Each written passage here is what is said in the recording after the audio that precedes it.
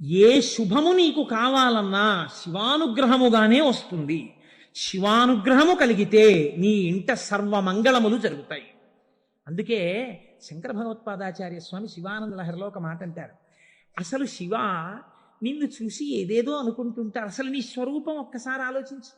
కరస్తే హేమాద్రౌ గిరిశ నికటస్తే ధనపతౌ గృహస్థే స్వర్భూజామరసురభి చింతామణిగణే శిరస్థే సీతాంశౌ చరణయుగళస్తే అఖిల శుభౌ కమర్థం దాస్యేహం భవతు భవదర్థం మమ మనః అంటారు.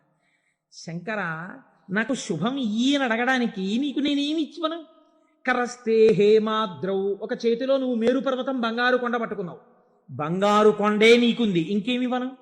గిరిశ నికటస్తే ధనపతౌ, గిరిశ ఓ శంకర, నీ పక్కన నవనిధులకు అధిపతి